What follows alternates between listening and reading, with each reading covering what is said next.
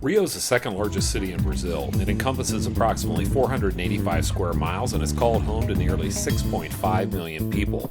It was founded by the Portuguese in 1565, however, the Europeans first encountered its massive Guanabara Bay in January of 1502, and they named it Rio de Janeiro, which translates into the January River. I was born and raised here in Rio de Janeiro and spent the initial 19 years of my life here before I started traveling professionally. My family has been living here in Rio for the past 3 generations, and my great-grandparents came from Lebanon, France, Italy, and also Portugal.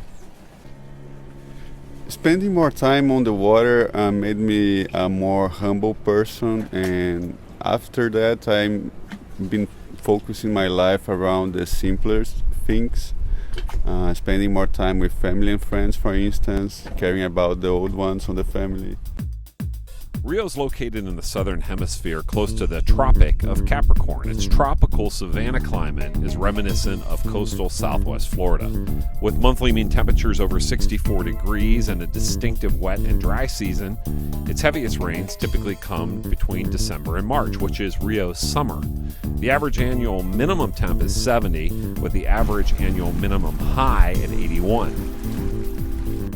How does weather impact your business?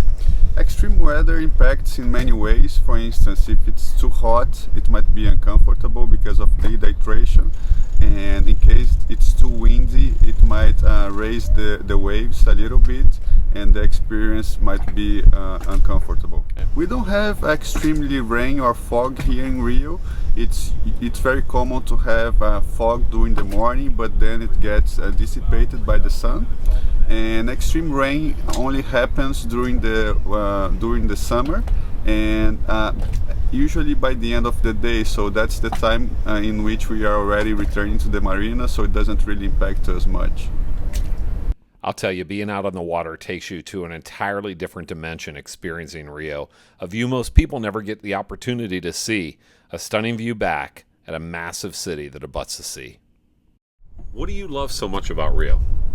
I love our nature. I think we have the most beautiful beaches and rainforest right next to it. And I'm also really proud of our culture. I think it brings the roots of the formation of Brazil. I'm particularly affected by the Olympics because the marina in which I stay is an Olympic venue. So I will have to take the boat out for pretty much 75 days. And I will go to the Bay of Ilha Grande with it. There's no better way to experience a city than to ask a local where they like to go. So I asked Daniel, what's your favorite spot in Rio? Urca.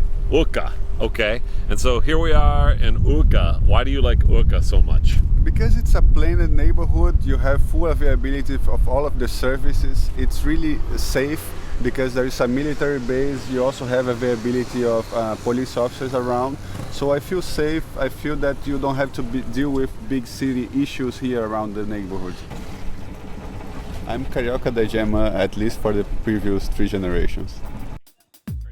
Well, that's Daniel's Rio, a quick look into the life of a man who supplements his profession with a hobby and love for the sea, a man who enjoys living and showing others the wonders of experiencing his Rio, and a man that epitomizes the spirit of Rio and all that it has to offer.